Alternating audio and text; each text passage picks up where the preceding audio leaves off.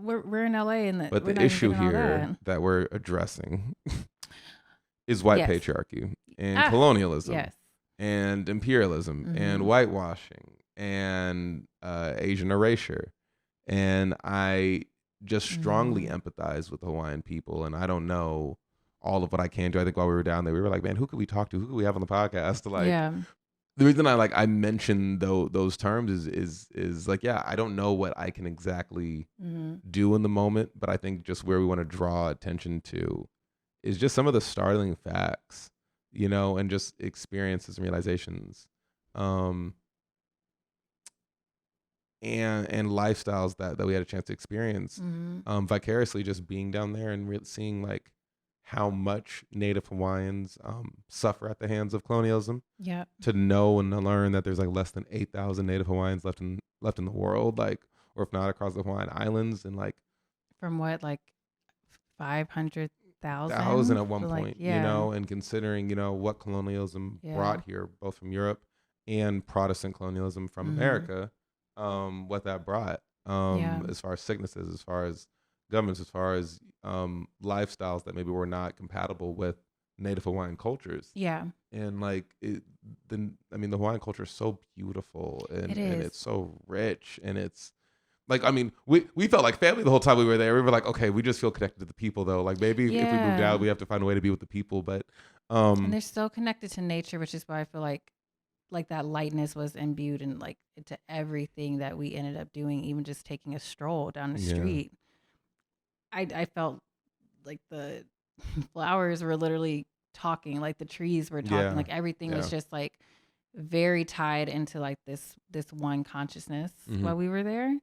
And it's interesting because I don't get that feeling when I go to like the beach here, or I'm like in nature here all the time. So that was really beautiful to experience. And it's interesting too, just like you're talking about like colonialism, but also just like organized religion, and seeing how that played a role, and not necessarily talking about the spiritual aspect of organized religion, because I think a lot of times when we're talking about how Catholicism was organized throughout history, God was not involved, but he was used to wield a lot of power that should not have been done in such a way, and caused things that were not godly. So that, I think that was just kind of sad to take in. And I think so we went to Hana the second day, and that's actually where we got our history lesson, which is like, download that Gypsy app. Like, even if you don't take the road to Hana, like, it's just a great app to listen to be honest. Like, just go. It is. Yeah. And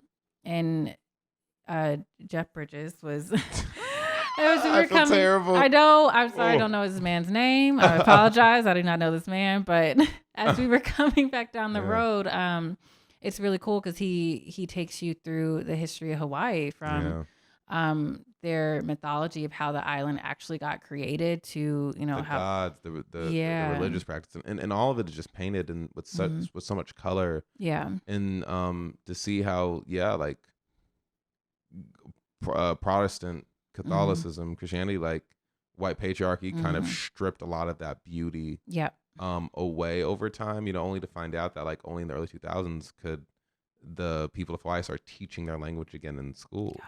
Like that's incredibly haunting to see how Mark Zuckerberg is monopolizing hundreds of acres on one of the islands and pushing a bunch of Native people off of their land, desecrating graves, exactly, over certain people's graves. It's like, and we just as Americans feel like we have the right to do that. I mean, even how we took power there, Marines led a coup on the Queen, and damn near locked her in her room until she pretty much said, yeah, like, fine, I'll sign. Yeah.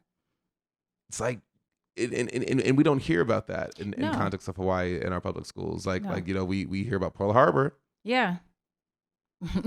And we see Ben Affleck. And we see just working away, saving the day, like.